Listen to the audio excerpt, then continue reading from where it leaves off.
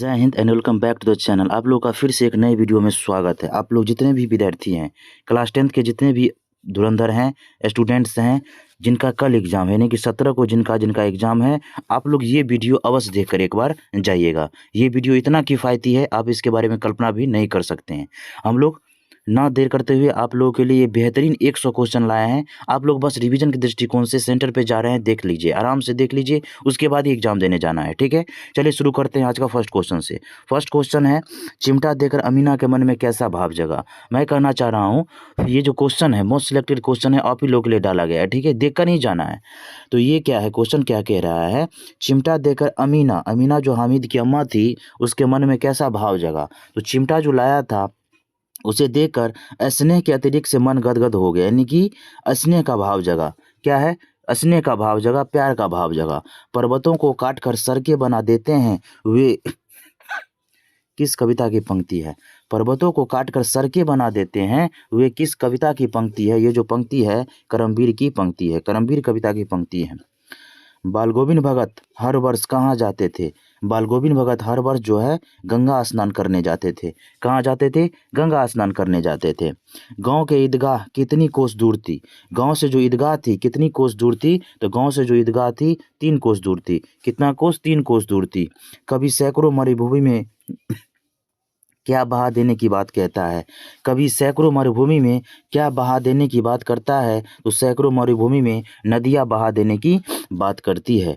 थोड़ा तबीयत नासाज है, फिर भी आप लोग अथक प्रयास हम कर रहे हैं अधिक से अधिक आप लोग का रिवीजन करवाने को। जो कुछ खेत में पैदा होता है, सिर पर लाद कर पहले उसे साहब के दरबार में ले जाते, किस पाठ की पंक्ति है? वेरी इंपॉर्टेंट क्वेश्चन है। जो कुछ खेत में पैदा होता, सिर पर लाद कर पहले उसे साहब के दरबार में ले जाते, किस पाठ की पंक्ति है? यह पंक्ति जो है बाल गोविंद भगत की पंक्ति है।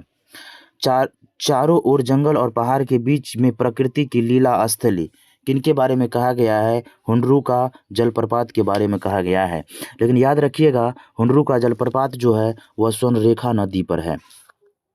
नेक्स्ट क्वेश्चन है, किसकी मरैया के पास बड़े बड़े बाबू लोगों की सवारियां बंधी रहती थी? बताइएगा, किसकी मरैया के पास? तो सिरचन की मरैया के पास बड़े बड़े बाबुओं की गाड़ियां लगी रहती थी।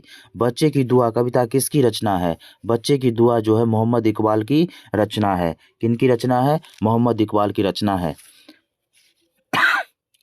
कवि ने जिंदगी को किस सूरत में गुजारने की दुआ मांगी है? कवि ने जिंदगी को सम की सूरत में गुजारने की दुआ मांगी है। अशोक ने किस युद्ध में शस्त्र त्याग दिया? अशोक जो है कलिंग युद्ध 261 ईस्वी में जो है वो जो है अपना शस्त्र त्याग दिए और बौद्ध धर्म अपना लिए। अशोक ने बौद्ध धर्म के सामने किस बात की प्रतिज्ञा की थी? अशोक ने बौद्ध धर्म के सामने अहिंसा ही मेरा धर्म है का संकल्प लिए हुए थे। जब मनुष्य के हृदय में ईर्ष्या का उदय होता है तो क्या होता है? जब मनुष्य के हृदय में ईर्ष्या का भाव जगता है तो सामने का सूर्य जो मध्यम सा दिखने लगता है, यानी कि अपने सिवा उसे कुछ नजर नहीं आता है। मोको कहाँ ढूंढे बंदे, मैं तो तेरे पास में। इस पंक्ति में उल्लिखित मोको शब्द किसके लिए प्रयुक्त हुआ है? तो मोको जो है ईश्वर के लिए ये उक्ति की प्रयोग हुआ है, मोको।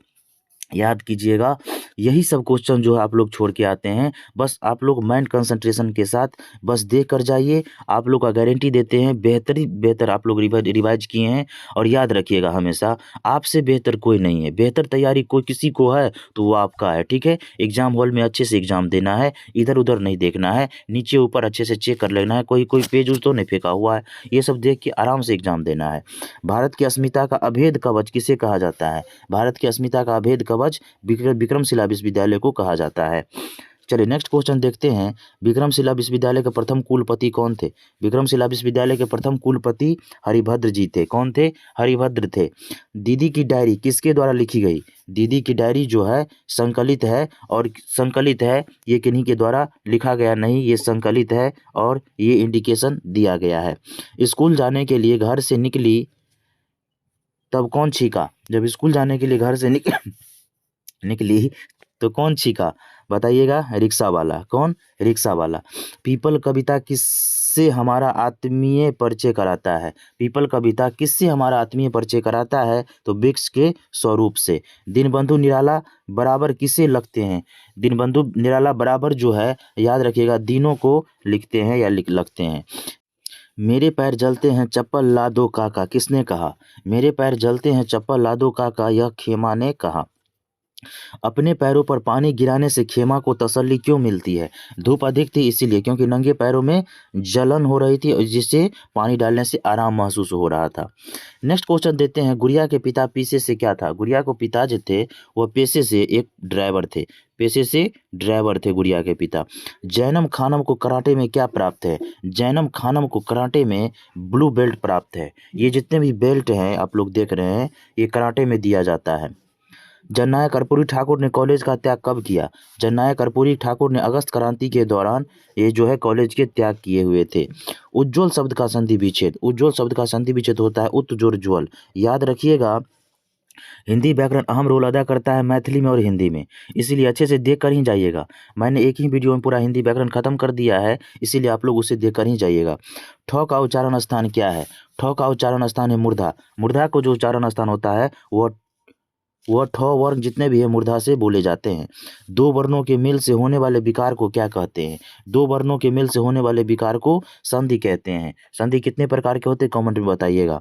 बुलबुल पंछी कब गाने लगती है? बुलबुल पंछी जो है वर्षा की फुहार पड़ने पर गाने लगती है बुलबुल पंछी। कामिनी कंचन का त्याग करके कौन गृहस्थाश्रम में सन्यासी बने?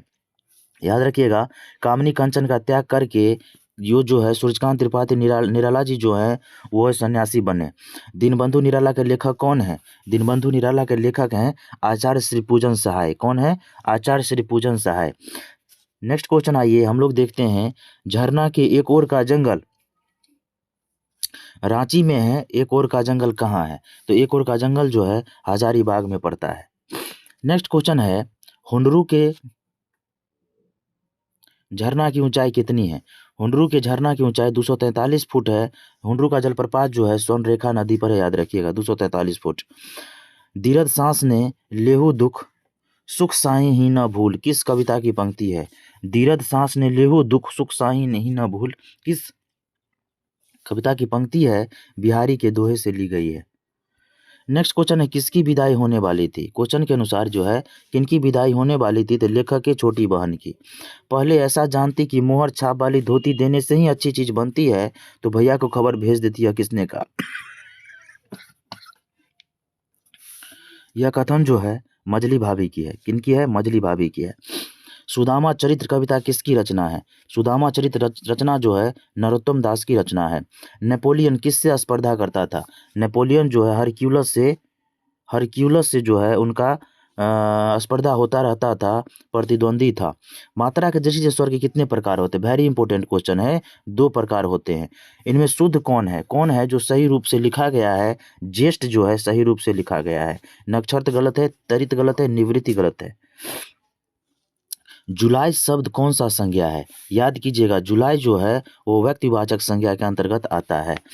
नाम व्यक्तिवाचक संज्ञा। पत्र शब्द का लिंग निर्णय करें। पत्र जो है पुल्लिंग शब्द के अंतर्गत आता है। मुझे रोटी नहीं खाई, मुझसे रोटी नहीं खाई गई, यह शब्द में से किस कारक का चिन्ह है? कारक से बहुत ज्यादा पूछा जाता है। करण कारक। कर्ता ने कर्म को करण से। परिचय विभक्ति होती है। परिचायक शब्द का स्त्रीलिंग रूप क्या है? परिचायक का स्त्रीलिंग रूप है परिचायिका। जो कोई किस सर्वनाम का उदाहरण है? जो कोई जो है संयुक्त वाक्य का उदाहरण है। चमक शब्द का विशेषण क्या है? चमक का हो जाएगा चमकीला, विशेषता बताता है, तो चमक का चमकीला। नेक्स्ट है अनुवाद में उपसर्ग। याद रखिएगा, उपसर्ग पहले लगता है तो अनु हुआ और प्रत्यय बाद में लगता है, याद रखिएगा। यथाक्रम कौन समास है? यथा उथा जितना भी लगे, यथा संभव, यथाक्रम, यथाशक्ति जितने होते हैं ना अव्ययी भाव समास के अंतर्गत आते हैं। भारत के प्रधानमंत्री कौन पदबंध का उदाहरण है? भारत के प्रधानमंत्री जो है संज्ञा पदबंध का उदाहरण है। आनंद शब्द का पर्यायवाची है। आनंद का पर्यायवाची क्या हो जाएगा? प्रमोद। प्रमोद मतलब भी आनंद होता है। आशा शब्द का विलोम। आशा का उल्टा होता है निराशा। जल में जन्म लेने वाले के लिए एक शब्द का, यानी कि जो जल में जन्म लेता है उसे क्या कहकर बुलाते हैं? जलज। उसे क्या कहकर बुलाते हैं? जलज। अंक भरना मुहावरे का अर्थ है असने से लिपटा होना। वर्षा के लिए मेघ चाहिए, किस कारक का उदाहरण है? कर्ता ने कर्म को करण से संप्रदान को के लिए, याद रखिएगा, तो क्या हो जाएगा? चौवन का ए। सॉरी। घर की मुर्गी दाल बराबर मुहावरे का मतलब क्या है? घर की मुर्गी दाल बराबर, इसका मतलब क्या है? इसका मतलब अपने आदमी को कम महत्व देना। ठीक है, बेहतरीन क्वेश्चन सबका ये है सिलेक्शन, अच्छे से देख लीजिए। एक एक का संधि विच्छेद है। एक एक का संधि विच्छेद होता है एक जोड़ एक, तथैव का तथा जोड़ एव, याद रखिएगा। संधि के कितने भेद होते हैं? संधि के 3 भेद होते हैं। बस इसे आप एक बार रट्टा मार के जाइए ना, उसके बाद आप बोलिएगा। पाठशाला पाठन पठन के लिए इस वाक्य में पाठशाला क्या है? पाठशाला जो है समस्त पद का उदाहरण होता है। उसमें इसमें शुद्ध वाक्य क्या है? इसमें जो है शुद्ध वाक्य कौन सा है? उसमें शुद्ध वाक्य है उसके चाचा के लड़की हुई है, ये जो है शुद्ध लिखा हुआ है। नेक्स्ट है नेता शब्द का स्त्रीलिंग रूप क्या होगा? नेता का स्त्रीलिंग रूप क्या हो जाएगा? नेत्री। ईदगाह शीर्षक कहानी के रचनाकार कौन है? ईदगाह शीर्षक कहानी के रचनाकार कौन है? मुंशी प्रेमचंद्र।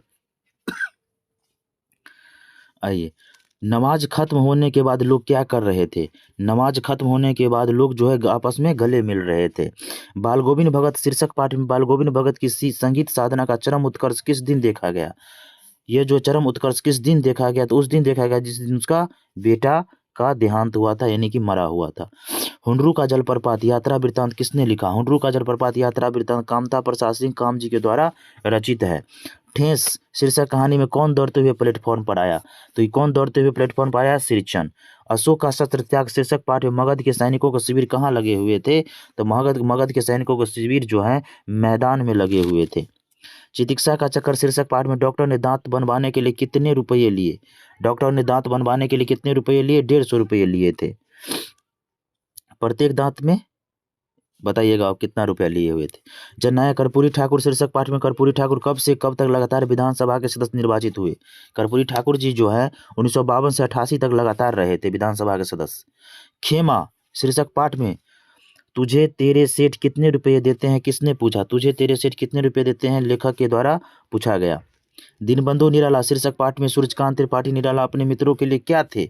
अपने मित्रों के लिए साहित्य अनुरागी थे, अच्छे व्यक्ति थे। राह भट्ट के हिरण के बच्चे को शीर्षक कविता के अनुवाद हैं। राह भट्ट हिरण के बच्चे किनके द्वारा रचित है? राजेंद्र प्रसाद मिश्र के द्वारा। झांसी की रानी शीर्षक कविता में सिंहनी किसे कहा गया? सिंहनी किसे कहा गया? रानी लक्ष्मीबाई को सिंहनी की संज्ञा दी गई। नेक्स्ट क्वेश्चन है खुशबू रचते हैं हाथ कविता के रचनाकार कौन है?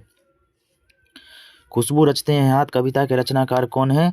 अरुण कमल। कौन है? अरुण कमल। निद्रा में ही होता प्रभात कट जाती इस तरह रात फिर वही बात रे वही बता, किस कविता की पंक्ति है? बेहतरीन इंपॉर्टेंट क्वेश्चन है पीपल का, ये पीपल से ली गई है। नेक्स्ट है कबीर के किस पद में कागज की लेखी की जगह अखियन देखी की प्रतिष्ठा है? यह बात हो जाएगी पहले पद में। दूर दुनिया का मेरे दम से अंधेरा हो जाए, यह पंक्ति किस शीर्षक कविता की है? यह पंक्ति जो ली गई है बच्चे की दुआ से ली गई है। बिहारी के दोहे शीर्षक कविता में बिहारी किससे अपनी सांसारिक बाधाओं को दूर करने की प्रार्थना करती है? बिहारी जो है श्री कृष्ण राधा। कोस कितने ही चले पर वे भी थकते नहीं, किस शीर्षक कविता की पंक्ति है? कोस कितने ही चले पर वे भी थकते नहीं, यह जो है करमवीर से ली गई है। कवि शंकर शैलेंद्र की रचना है। कौन है जो कवि शंकर शैलेंद्र द्वारा रचित है? तू जिंदा है तू।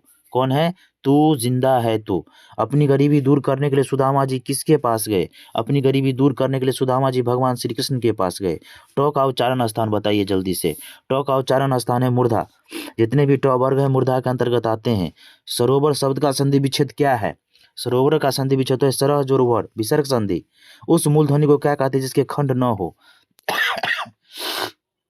सॉरी, थोड़ा तबीयत नासाज है लेकिन क्या कीजिएगा, कोई बात नहीं।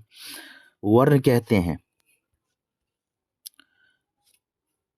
इनमें शुद्ध स्वर कौन है? इनमें शुद्ध शब्द कौन है? शुद्ध स्वर कौन है? व्यवहार। भारत शब्द संज्ञा है। भारत जो है कौन संज्ञा है? तो भारत जो है व्यक्तिवाचक संज्ञा है। जो भी नाम होगा व्यक्तिवाचक संज्ञा के नाम अंतर्गत आएगा। जाति शब्द का लिंग निर्णय करना है तो जाति का लिंग निर्णय होगा उभयलिंग। जाति उभयलिंग के अंतर्गत है। नीम तद्भव शब्द का उदाहरण है। अधिकरण में पर, अधिकरण में पर विभक्ति है। कारक अच्छे से देख कर जाइएगा। हरिमोहन को मारता है किस कारक का उदाहरण है? हरिमोहन को मारता है यह जो है संबंध कारक का उदाहरण है। मैं वह काम आप ही कर लूंगा यानी कि अपने आप कर लूंगा किस सर्वनाम का उदाहरण है? अपने आप मतलब निज, निज मतलब खुद। मैं पढ़ रहा हूँ किस काल का उदाहरण है? पढ़ रहा हूँ मतलब प्रेजेंट का बात हो रहा है, वर्तमान का बात हो रहा है। खूब खूब कौन सा शब्द है? खूब जो है, खूब किसके अंतर्गत आता है? देशज। खूब देशज के अंतर्गत आएगा। विनाश शब्द में कौन सा उपसर्ग लगेगा? बी उपसर्ग लगता है। उपसर्ग पहले प्रत्यय बाद में। पूजनीय में कौन सा प्रत्यय? ई। याद रखिएगा, पूजनीय में अनीय प्रत्यय लगता है। पत्थर शब्द का विशेषण क्या है? पत्थर का जल्दी से विशेषण बताइए। पथरीला। समास का अर्थ क्या होता है? समास का अर्थ क्या होता है? संक्षेप, शॉर्ट। लाभ की इच्छा के लिए एक शब्द का प्रयोग करना है। लाभ की इच्छा के लिए एक शब्द का प्रयोग क्या हो जाएगा? लिप्सा। क्या हो जाएगा? लिप्सा। लल्लो चप्पो करना, मुहावरे का मतलब क्या है? इसका मतलब होता है खुशामद करना। सम्मान शब्द का विलोम क्या है? सम्मान का उल्टा है अपमान। सॉरी, थोड़ा तबीयत एक हफ्ता से बहुत ज़्यादा खराब है, आप लोग देख लीजिए। देशभक्ति शब्द कौन सा समास है? देशभक्ति जो है तत्पुरुष समास है। तो ये था टॉप 100 क्वेश्चन, ठीक है। ये बेहतरीन क्वेश्चन का आप लोग का संकलन है। एक बार एग्जाम देने से पहले आप लोग इसे देकर ही जाइएगा, बहुत ज़्यादा हेल्पफुल होगा, ठीक है। अच्छे से इसे आप लोग देख कर जाइएगा, ठीक है। हम और कुछ बात करते, लेकिन आप लोग याद रखिएगा, एग्जाम हॉल जाने से पहले बेंच पर बैठिएगा, बस लंबी सांस लेना है, बस टेंशन नहीं लेना। याद रखिएगा, आपसे बेहतर कोई नहीं है। क्या? आपसे बेहतर कोई नहीं है। आसपास नहीं झांकना है, बैठने से पहले आगे पीछे देख लीजिएगा, कहीं कोई चीट पुर्जा तो पहले से नहीं फेंका हुआ है, तो उनको हटा देना है, या जो इन्विजिलेटर रहता है उन्हें आप लोग सौंप दीजिएगा, ठीक है। रिलैक्स हिसाब से एग्जाम दीजिएगा। एक ही बात याद रखना है, आपसे बेहतर कोई नहीं, बेहतर तैयारी आपका है, ठीक है। डिमोटिवेट नहीं है, मोटिवेशन के साथ आप लोग एग्जाम दीजिएगा, कोई दिक्कत नहीं होगा। फिर मिलेंगे, हम लोग मिलते हैं कल, देखते हैं एग्जाम का पूर्ण विवरण करेंगे क्वेश्चन आने के बाद। फिर मिलेंगे नेक्स्ट वीडियो में, तब तक के लिए टेक केयर, बाय बाय, जय हिंद, धन्यवाद।